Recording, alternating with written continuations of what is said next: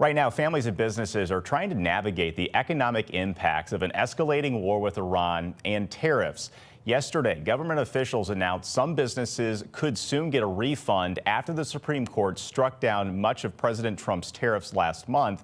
But tonight, our Sean Logging is learning the damage is already done for many businesses. Sean? Corey, U.S. Customs and Border Protection says the process for importers to apply for a refund could start in 45 days, with an estimated $166 billion in tariffs that could be recouped.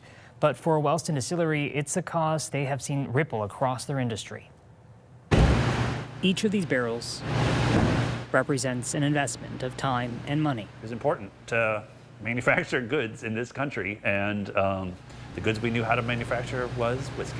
Switchgrass Spirits in Wellston started filling barrels 6 years ago, and founding member Nick Colombo says it's not just whiskey and brandy product. But yeah, all these came from Italy.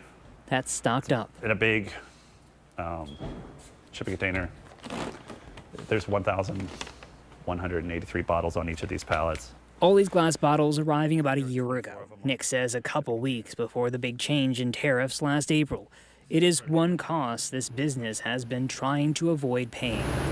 We took it really seriously because we remembered the steel tariffs and the first trade war with China. So we started putting plans into place that okay, if he's elected, we have to start buying a year's worth. Nick says 90% of what goes into their product comes from the Midwest, but the last 10% is imported, or right now, bought at auction.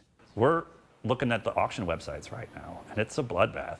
There's so many distilleries going out of business. There's distributors going out of business. Took on all the debt they could, going out of business right now, buying a bunch of equipment, and having it delivered, and then having a surprise 50% tariff on it. Nick says it makes them cautious as a business, like stopping efforts to expand into France and South Korea, because even with a Supreme Court ruling, there's still uncertainty with tariffs. Here today, gone tomorrow, back again.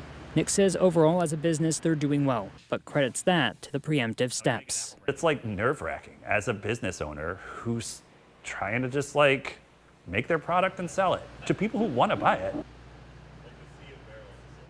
Right now, the U.S. tariff rate is 10% across the board, but President Trump is seeking to raise that to 15%. Corey?